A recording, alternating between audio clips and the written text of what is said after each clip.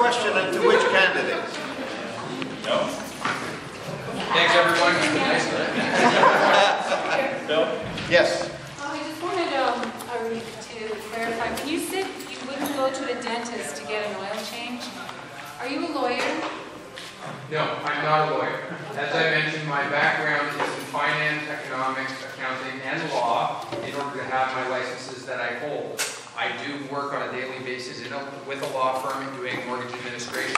So I am on a daily basis working within the confines of law, not per se litigation, but development and corporate law. You kind of scared me when I just felt like I don't want all lawyers on it. No, I certainly agree with you. But it does give me a competence, a level of competence and a level of understanding for the legal process, to which I can certainly address questions appropriately. I can keep up with the jargon and the lingo. I also know enough to ask questions and get counsel myself. But you must admit there's going to be a bit of a learning curve. Like you said, there'd be no learning curve. I'll clarify that. There's no learning curve from my perspective of my level, my area of professionalism. There will be a learning curve, I'm sure, to be on the receiving end of the documentation. We have to cut it off. If we do, if we have no other questions, you can come back. Thank you. Do we have other? Yes. Years ago, Barrie had the opportunity to open a casino. And our council at that point in time, in their prudent wisdom, decided that that was not very good for the city. So it went to our neighbors to the south. And now I see in the paper, the convention center has reared its head again. But in order to make that functional, some people at City Hall would like to see a casino built there at the expense of our neighbors to the south, who are great supporters, shoppers, etc. in the city. So I'm going to direct this question to Mike Ramsey, because you being a former alderman, and maybe we're a bit involved, know a little bit about what happened. What are your views on having a casino in the city of Barrie? Well, yeah, I was on council at the time. You're talking back in 1997, I believe, when the province at the time was taking a look at putting video lottery terminals, actually video slot machines into corner stores. They also were looking to put a casino that are being spread around. Some on council were talking about putting a casino in Barrie. There was a pitch for it from a private sector. I brought forward a motion to have the whole issue put on as a plebiscite for the upcoming 1997 municipal campaign. Well, the majority of the population in the city of Barrie voted against that. There was about 60 to 65% approximately opposed to a casino, and over 70% opposed to the video slot machines coming into our community. So I believe in democracy, and since we had the convenience of being able to have it on the ballot at the time, let the people decide, especially one of these fundamental moral issues that have to decide. Other questions? Gee, a few people have okay. Just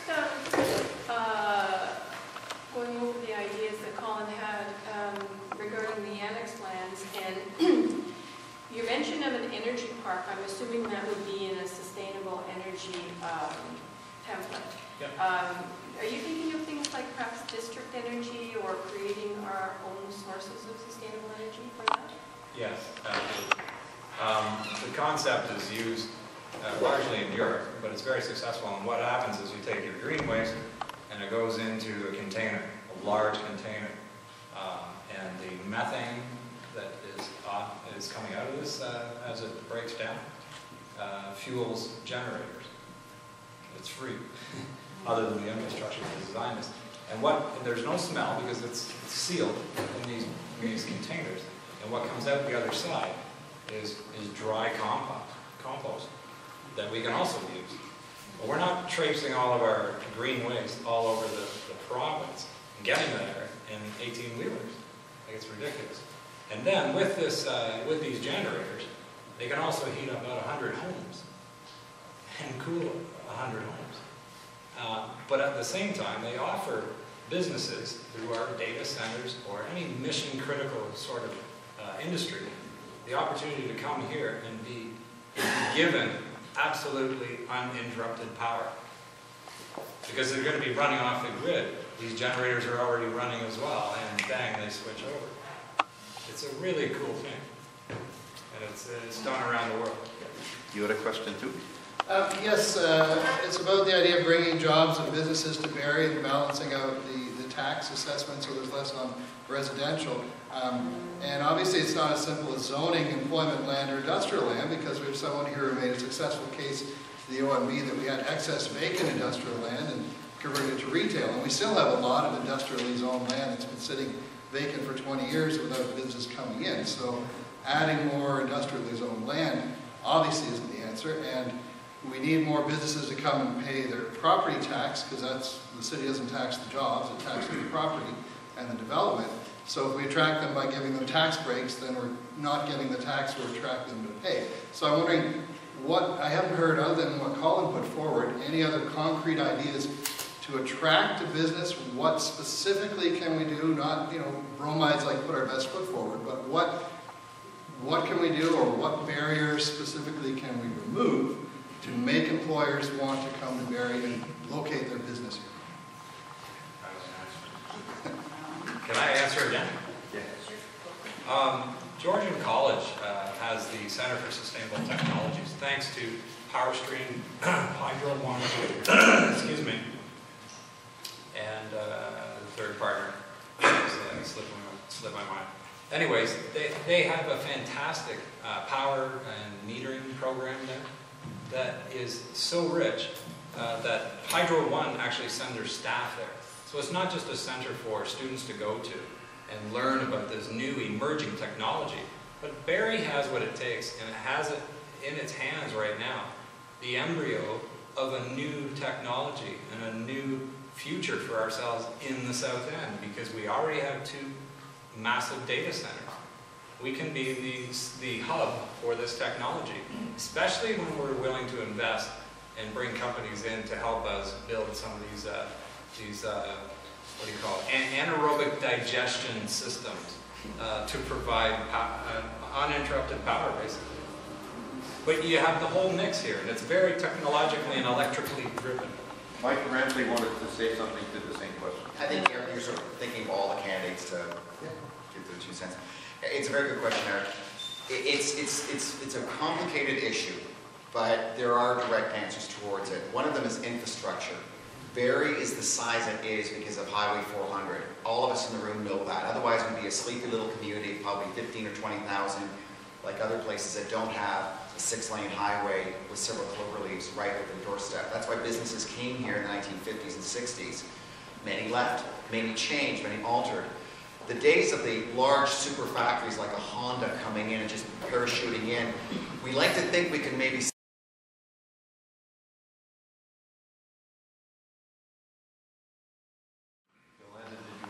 Yes, back in, I think it was June, I was privy to be invited to the Ideas in Motion. Business leaders from the community were invited to this Ideas in Motion that was put on by the Economic Development Office at City Hall. And November 14th, they're actually rolling out the findings. And they came up with 5 top priorities for businesses. So one of them was open for business. So the first thing we need to do is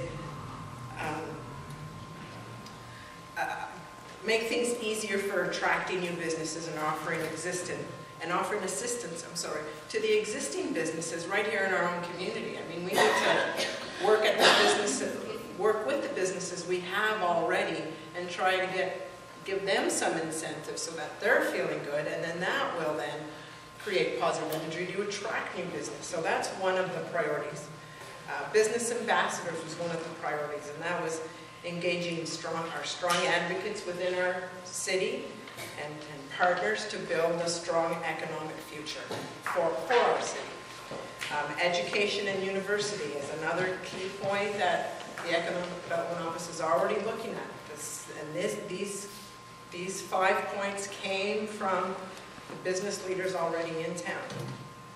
And so bringing a university to Barrie and partnering with education to better meet the skills. Training and labor was mentioned earlier for current and future business. Do I have to stop it? I think this is the last answer to this one, and then we have some other questions. It's a wonderful question, and it requires harmony and working together. Something that should be noted is that our current city council has put a real foot forward and taken a real initiative to attract business to our town. We're trying to undo and reverse the last 30 years of where we've been as a city, just simply growing residentially and watching business leave. And that simply doesn't work, it doesn't sustain. So what we need to do is, what the current city council is doing is getting into other cities and looking at sister cities as role models. And we can take, for example, Kitchener-Waterloo. Everybody thinks RIM and RIM going down the tube real fast. But as quickly as RIM is dropping, other growth businesses, growth industries are popping up in high tech. Here's the catch. We need to have a workforce that is qualified to accept the jobs. As much as I hate to admit it, the days of yesterday of just, as mentioned earlier, seeing the jobs come in and the labor jobs come in, that's over. It's not going to happen again. Stop wishing for it. But there are stakeholders in our community who are stepping up to the plate to be the first, to create that infrastructure that is required, to put the money up front that will attract other businesses to come in. We recently in our South End have hundreds and hundreds of new jobs just down in the Park Place IBM area, and that's going to trigger more and more people to come because we have the infrastructure. Lastly, simply it is bringing that university into place so that we can train our workforce to be that qualified skill set to take those jobs. Thank you. One more comment and then we'll move to the next question. Guys, anywhere in the world, if you guys look at it, the small business is the backbone of the economy.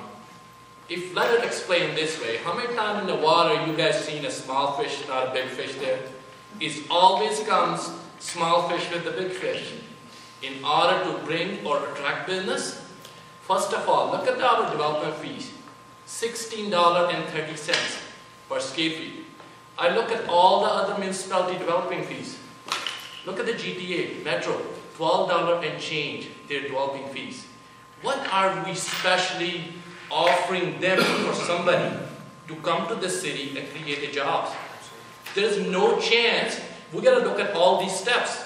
Like for myself, I'm gonna totally wipe off the developing fees. At the top, it's still there's no traction of business here. What I'm gonna do, I'm gonna start offering a special incentive. If somebody create 10 jobs, it's this much tax break. It's 10 jobs, this much tax break.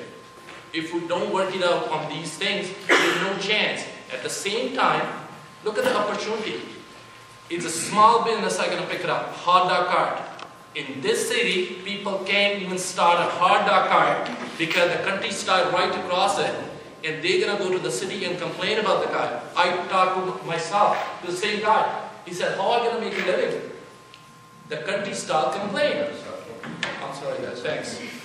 We weren't going to take any more comments on this, but I have a question for Vicki that arises out of this. You said in your talk that the city is not allowed to offer incentives to collect development. Is that correct? That is correct.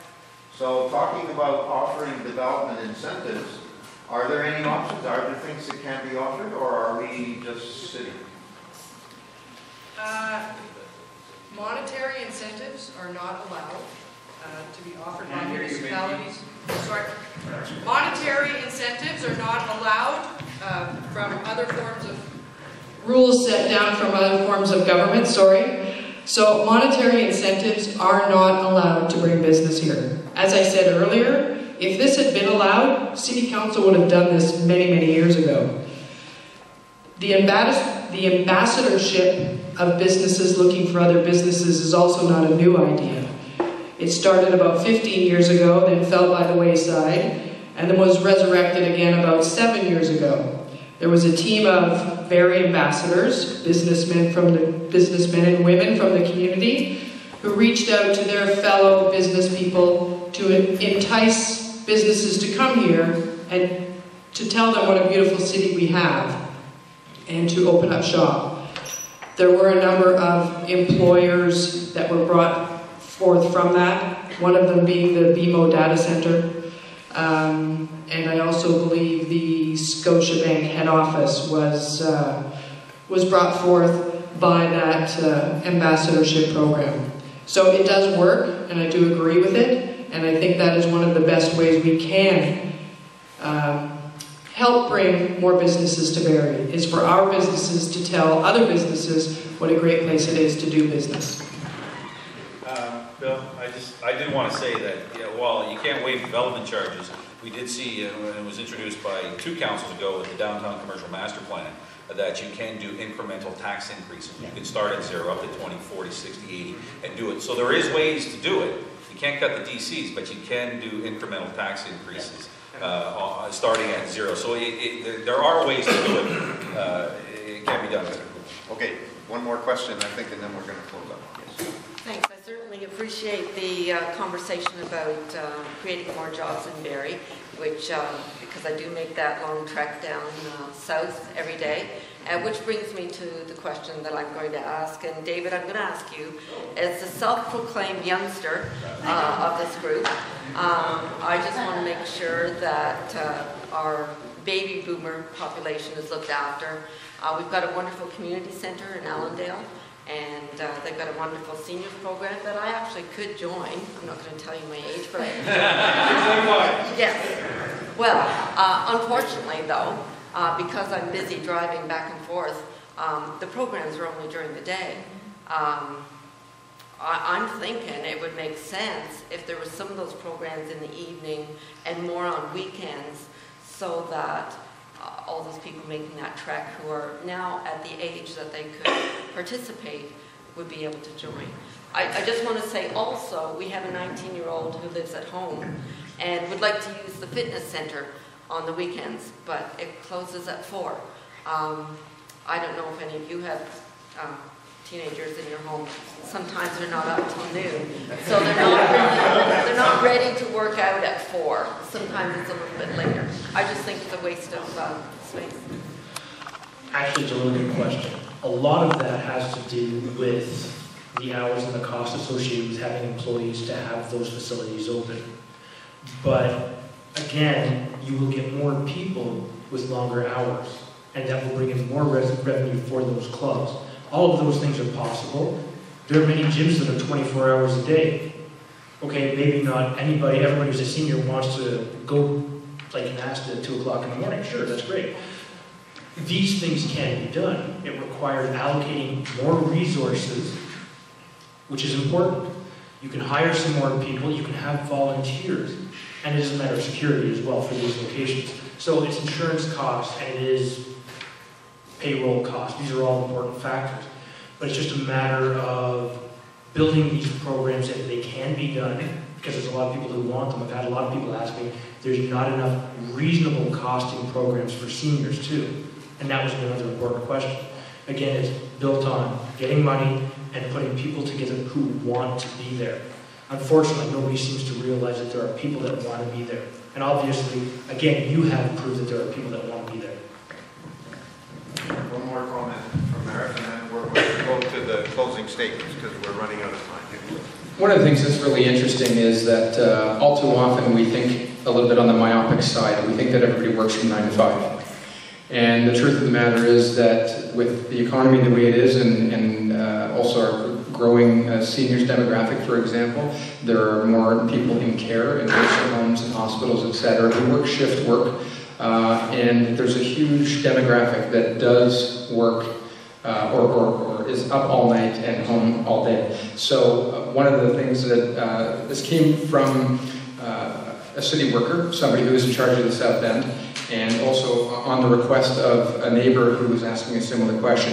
And it really comes down to, if you build it, they will come. So although I'm not necessarily a proponent of incurring all the extra expenditure to run every single recreational center 24 hours a day, I think that if we were to try a pilot project like they did with the GO Train for weekends, we could pick a central location for a central recreation center and consider staffing that and allowing the volume to grow. And as the demand grows, I mean, listen, if you want to work out at 2 in the morning, then you might, the traffic's not so bad that you could drive an extra 10 minutes to get to the recreation center. So ideas like thinking outside the box really would be helpful on council, and I think it requires fresh new blood to do so.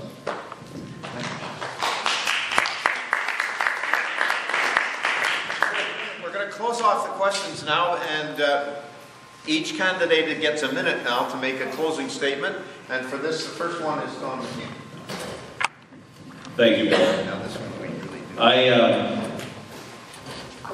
I'm sorry, Mike, I've been saving this for some time. I read in the paper when you first got into the race that we needed someone with experience and not a rookie. And all I could think of was the captain of the Titanic had experience. Neil Armstrong was a rookie. So I do have experience at a community level. I do have experience at a leadership level. I do have experience building bridges, and I do know the people. I do know the issues, and I do know what needs to be done here in Ward 8. I've been a long-time resident. I've said it before. I'm not in this to get a job. I'm in this to get the job done. Thank you for coming out, everybody. Thank you.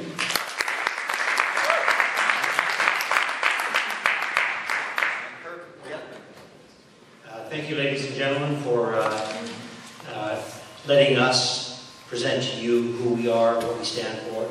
I appreciate that there are some similar voices, some differing voices, but we all are vying for the same role. I ask you that on December the 3rd, from what you've heard this evening, I ask that you would support me for your ward councillor. Thank you very much.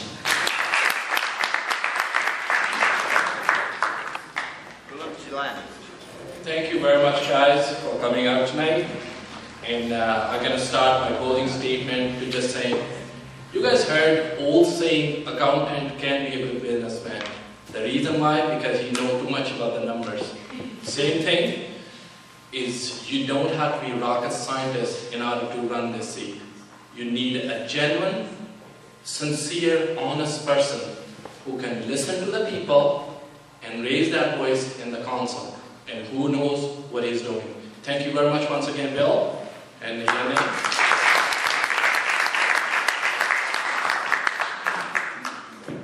now Mike Ramsey. John, I have to respond to that. We've known each other for a while. You know, I'm glad you brought that up. I'm honored for you to compare me to that, but really, I think your analogy is backwards. I feel like more like Neil Armstrong. I'll tell you something about Neil Armstrong. Neil Armstrong had been a pilot for 15 years before he went on Apollo 11. Neil Armstrong had been an astronaut for 8 years. Many space missions before he made that first historic step on the moon. So,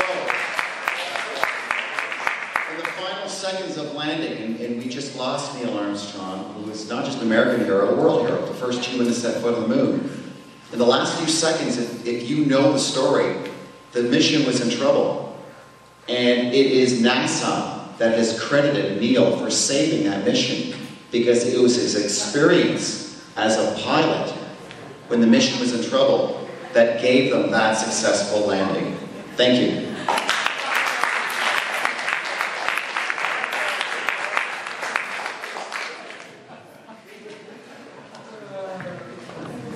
Colin Wilson. I'm not going to get involved in that.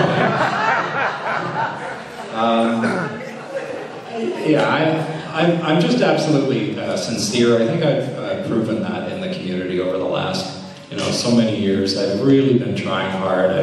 I'm not on 6 different board of directors to get lost and to lose focus. I'm actually there to work, and anybody who knows me on those boards knows that I contribute and I bring expertise to the table.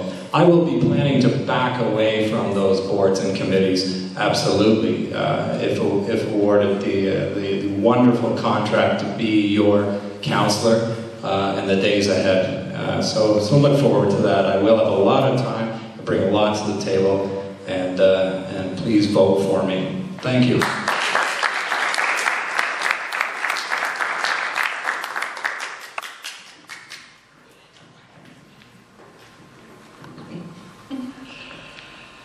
All right, I believe the keys, once again, to a successful city councillor are to be part of the community, which I have showed you that I have been for many, many years.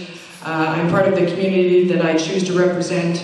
The accessibility issue, I am accessible at all times. Be well informed with up-to-date information. I think I have showed that to you this evening. And be a source of positive influence rather than power. I really feel strongly about that. To listen more and talk less. With your vote, I will assure balance that is needed around the council table and will be your strong voice to continue improving our community. It is important for you to choose one person that is sitting at this table. And the choice is not only someone who can work with council, but someone who council will work with.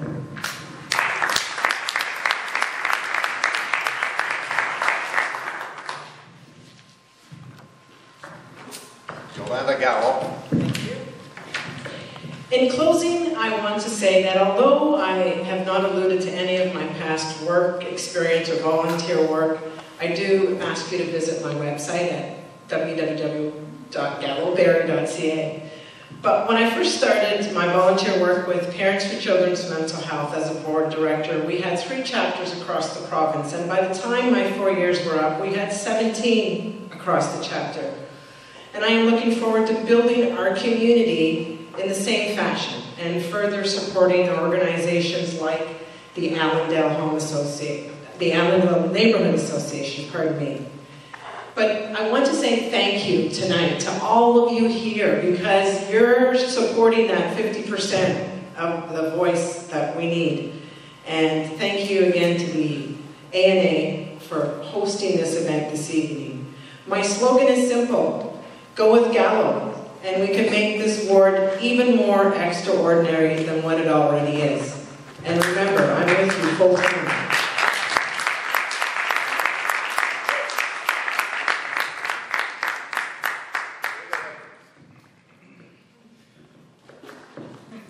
I had something wonderful to say.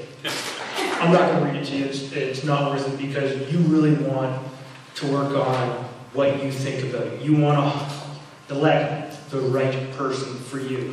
Wordy is a great place. It's filled with a lot of people who have a lot of hopes and dreams.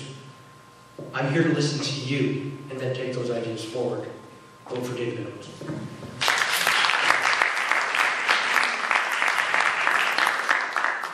Thank you very much for the opportunity, ladies and gentlemen. I live in the ward, I work in the ward, I invest in the ward, I'm raising my children in the ward. This is a very special, near and dear place to me. I can make you a commitment. Full-time, I work in the areas of finance and economics, as I mentioned. I bring with me the daily skill sets required to take that and transfer it to City Hall to represent you.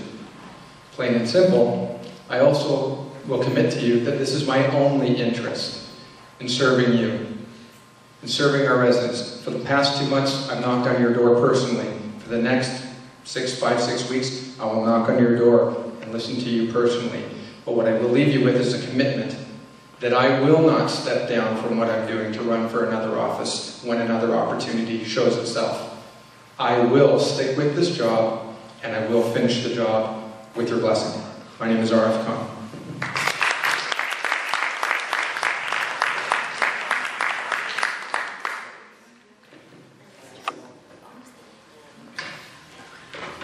Okay.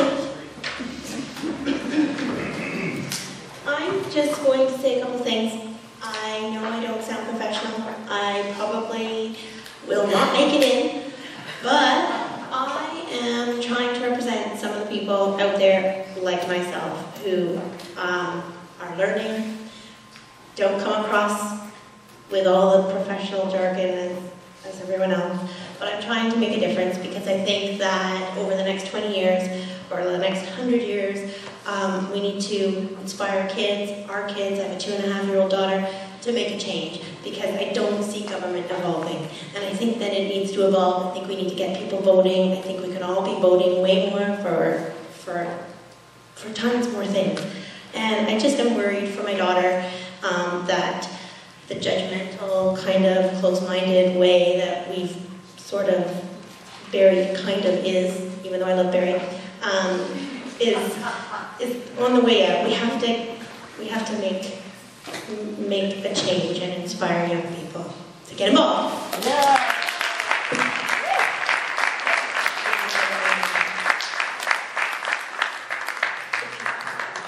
Well, on behalf of the ANA, I'd like to thank all the candidates for coming and subjecting themselves.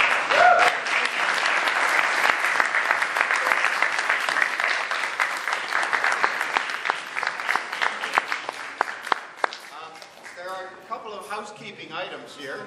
One is that, as you know, we run our association on the loonies and toonies that fall in that duct tape bank at the corner on that table. So think of us on your way out. The other thing is, would you please stack a few chairs together and move them over there before you leave? Thank you.